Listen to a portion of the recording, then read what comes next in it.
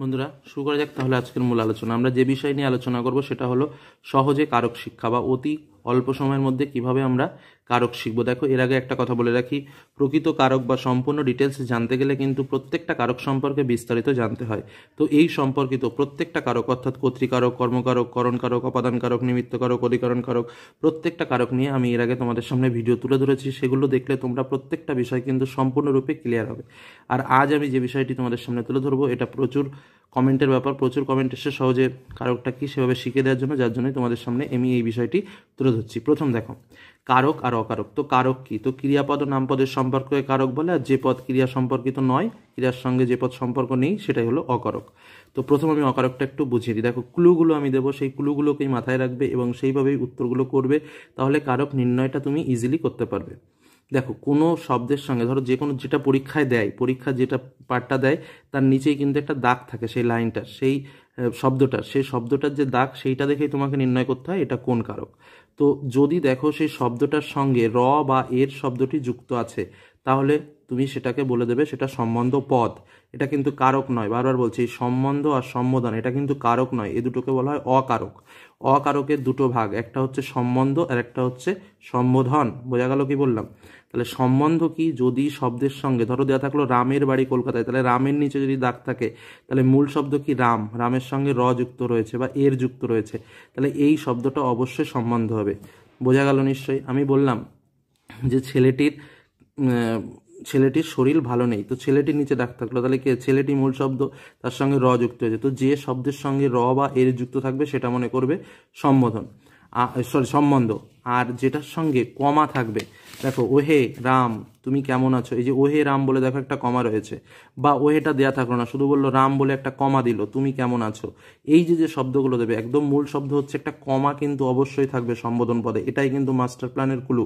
আর কেউ একজন ডাকবে বা সম্বোধন করবে, কি বললাম নিশ্চয়ই বোঝা গেল? এরকম যদি বোঝো তাহলে সম্বোধন পদ। তাহলে মূল ক্লুটা কি পেলাম? অকারক পদের কোনো শব্দের শেষে যদি র থাকে, র বিভক্তি যুক্ত থাকে, তবে আবার তোমরা অনেক সময় ভুল করো, ধরো আমার দেয়া থাকলো কি পদ? আমার। তা আমারের কিন্তু রটা কিন্তু নয়, কারণ মূল শব্দ কিন্তু আমার।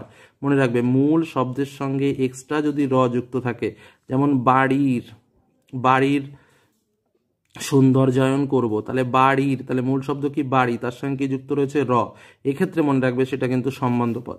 তাহলে কি বললাম? যে পদের সঙ্গে র বা এর যুক্ত থাকবে সেটা সম্বন্ধ পদ, আর মূল শব্দের সঙ্গে যদি কাউকে সম্বোধন করা হয় এবং তার সঙ্গে আর একটা যেটা ব্যাপার থাকবে সেটা হচ্ছে কমা, এই জিনিসটা দেখলে বুঝবে সেটা হলো সম্বোধন পদ। এবার দেখো, আগে আমি সিস্টেমটা বুঝিয়ে দিই। কর্তৃকারক, যে কোনো বাক্য বা যেটার তলে দাগ থাকবে তাকে যদি তুমি কে বা কারা দিয়ে প্রশ্ন করে সেই উত্তরটা পাওয়া যায়, তাহলে সেটা কর্তৃকারক। মনে রাখবে কি বললাম? যে তলের তলায় দাগ থাকবে, যে বাক্যের তলায় দাগটা থাকবে, সেই যে জায়গাটা তাকে প্রশ্ন করো, কে রাম খেলা করছে, কে খেলা করছে? রাম খেলা করছে। বা ছেলেরা গান গাইছে, ছেলেরা নিচে দেখ কারা গান গাইছে, ছেলেরা গান গাইছে, এরকম থাকলে হচ্ছে কর্তৃকারক। কে বা কারা দিয়ে প্রশ্ন করলেই কর্তৃকারক, আর কি আর কাকে দিয়ে প্রশ্ন করলে কর্মকারক। দেখো, কোনো বাক্যের মধ্যে দ্বারা দিয়া কর্তৃক যদি স্পষ্টভাবে উল্লেখ থাকে, বা উল্লেখ যদি নাও থাকে, যদি উজ্জ্বরূপে বর্তমান থাকে, তখন কিন্তু হয় সেটা করণকারক। বাক্যের মধ্যে যদি জন্য বা নিমিত্ত এই জিনিসটা স্পষ্টভাবে উল্লেখ থাকে বা উজ্জ্ব অবস্থায় থাকে, তখন সেটা হয় নিমিত্তকারক। কোনো বাক্যের মধ্যে যদি হইতে থেকে যে এই শব্দগুলো প্রয়োগ হয় বা উজ্জ থাকে, তখন তাকে বলা হয় অপাদানকারক।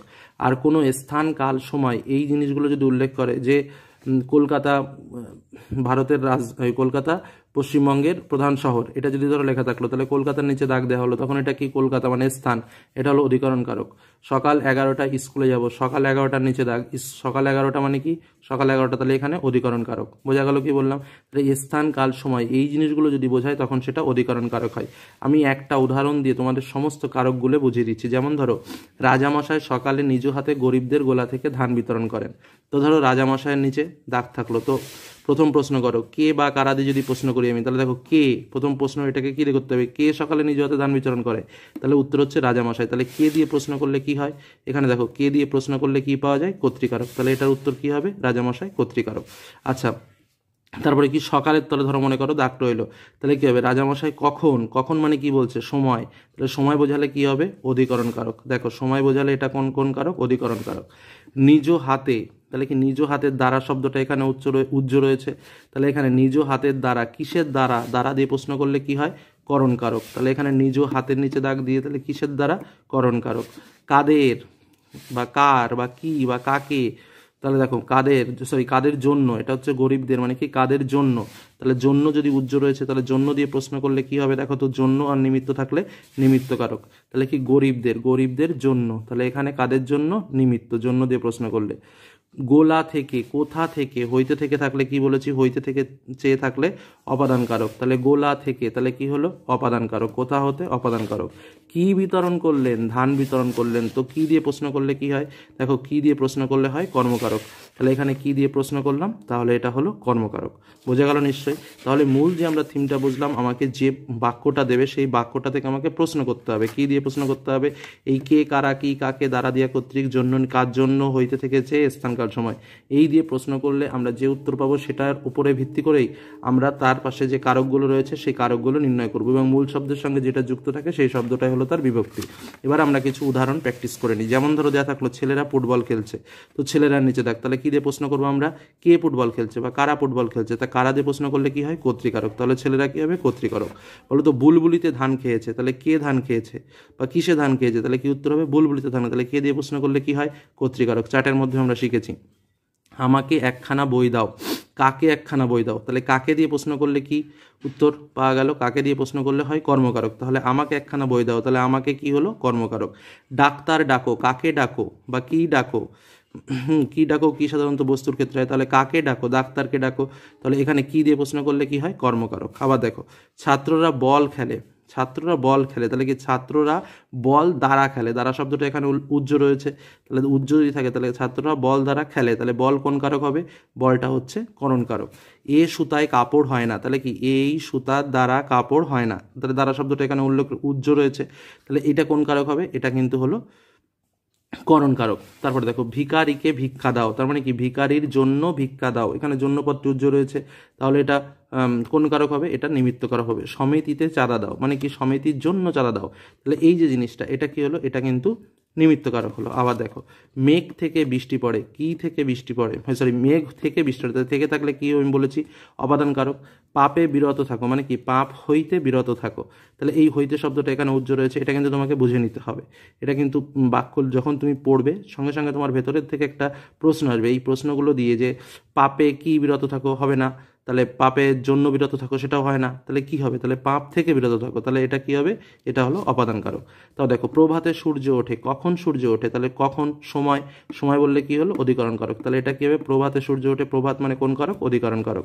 বনে বাঘ আছে, কোথায় বাঘ আছে? বনে বাঘ আছে, কোথায় মানে কি স্থান, তাহলে স্থান থাকলে কি হবে? অধিকরণ কারক, তাহলে এটাই কি হবে? অধিকরণ কারক। তো এইভাবে আমি তোমাদের প্রত্যেকটা কারক কিন্তু বুঝিয়ে দিলাম। শর্টকাট কারক বের করার এই একটাই সিস্টেম আছে, এই সিস্টেমের মাধ্যমে তোমরা কিন্তু শর্টকাটভাবে যে কোনো কারক নির্ণয় করতে পারো। তবে আরও বিস্তারিত জানার জন্য অবশ্যই তোমাকে প্রত্যেকটা কারকের ডিটেলস কিন্তু তোমাকে জানতে হবে।